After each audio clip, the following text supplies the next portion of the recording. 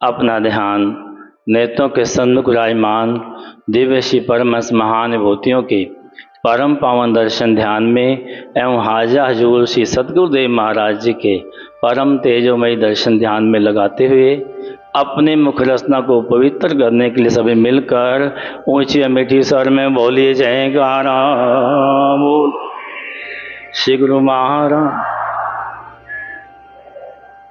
विचारवान गुरुमुखो, संसार भर में जहाँ भी देखो सेवा की बड़ी महिमा है।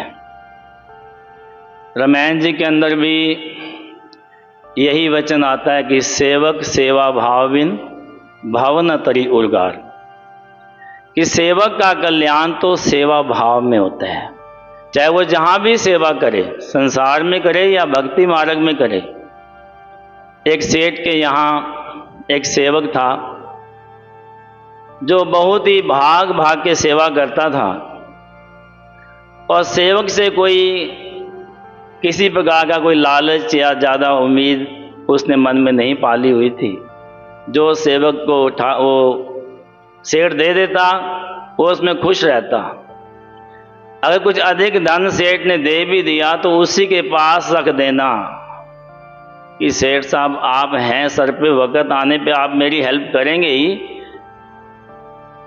तो ऐसा उसका प्रेम था कि हर कोई उसकी तारीफ करता था। एक बार सेठ का मित्र उसके पास आया और वो बाहर आंगन में बैठे थे, तो मित्र ने देखा कि ये बड़ा सेवक भाग भाग के सेवा कर रहा है, तो पूछ लिया कि भाई ये आपका खास है? कहते हाँ। कहते ईमानदार भी है? कहते बिल्कुल ईमानदार है। कभी देखा है? कहते अभी देख लेते हैं। तो हीरे का व्यापारी था, उसने जेब से हीरा निकाला और आंगन में बिखेर दिया और स्वयं कहते यहाँ धूप आ गई है, चलो अंदर चलते हैं। अपने मित्र के साथ अंदर हवेली में चला गया। अब पीछे सेवक ने सफाई की, उसे वो हीरा मिला तो उसने आकर सेठ साहब के आगे रख दिया कि सेठ साहब ये आपका हीरा बाहर छूट गया था, जो नीचे पड़ा था मैं ले आया हूँ।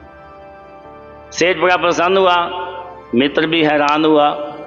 सेठ तो पहले से जानता था, तो उसने खुश होकर वो हीरा उस अपने सेवक को दे दिया कि ले भाई, तो इतने समय से सेवा कर रहा है, अब तू इस हीरे को ले और अपनी गरीबी दूर कर, खुशहाल जीवन जी, मेरी तरफ से तू आज़ाद है।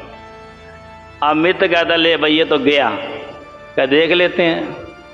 कुछ समय बाद मित्र जब दोबारा आया तो क्या देखता वो सेवक पहले की तरह भाग भाग के सेवा कर रहा है। तो बड़ा हैरान हो गया और पूछता है कि भाई तुझे तो सेठ साहब ने हीरा दिया था, तो उस हीरे को बेच के खुशहाल जीवन जी सकता था, फिर ये तंगी में तो आके फिर सेवा कर रहा है। कहते हैं सेठ साहब जिस दर से मुझे ये हीरा मिला है, कहते उस दर को मैं कैसे छोड़ दूं। तो भाई जो संसार में सेवा करता है उसे वहाँ भी कमी नहीं आती।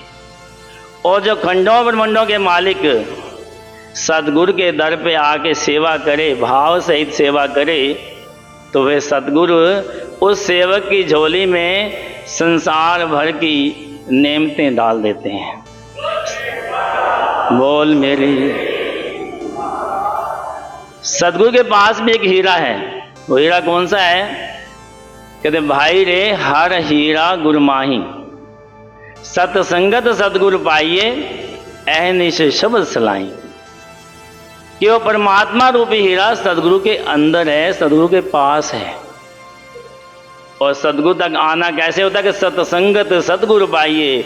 आप सब गुरुमुख जो यहाँ बैठे हैं, आप सबको पहले सदगुरु के संतों का संग मिला और उस संग के साथ आप यहाँ सदगुरु शरण में पहुँच गए।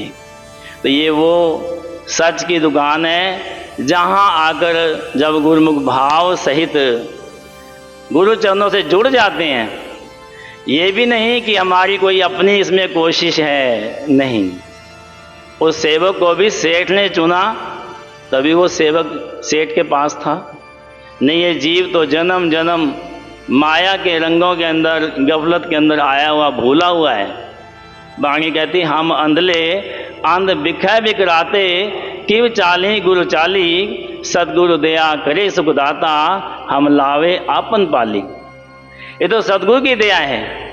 हम तो भूले हुए हैं विषयों के अंदर, बार बार भटक जाते हैं, लेकिन सदगुरु हमें फिर संभाल लेते हैं। क्या गुरु सुख मीत चलो गुरु चाली, जो गुरु कहे सोई भल मानो, हर हर कथा निराली। हर के संत सुनो जन भाई, गुरु सेवो बेग बेगाली, सदगुरु सेव खर्च हर बांधो, मत जानो आज की काली। ये जो मौका सदगुरु सेवा का हमें मिला है, ये हमारा परलोक का धन है, फिर इसमें गफलत नहीं करनी। महापुरुष फिर जब सेवक पर दयाल हो जाते हैं तो सेवक को लोक और परलोक के धन से माला माल कर देते हैं। बोल रहे गुरुमुख को हमारे कल्याण के लिए महापुरुषों ने जो भक्ति के 5 नियम बनाकर दिए हैं, हमने उन नियमों पर चलना है तो हमारा कल्याण निश्चित है। जो हर रोज आपको सुनाए भी जाते हैं कि आरती पूजा सेवा सत्संग सिमरन और ध्यान, श्रद्धा से जो नित्य करे निश्चय हो कल्याण। तो जो गुरुमुख इन नियमों की पालना कर रहे हैं, वे अपने आप अपने हृदय में देख सकते हैं कि कितनी उनके ऊपर गुरु महाराज जी की दया है, और वो यहाँ भी सुखी हैं और परलोक भी उनका महापुरुषों की कृपा से सुहेला होगा। बोलो जयकार।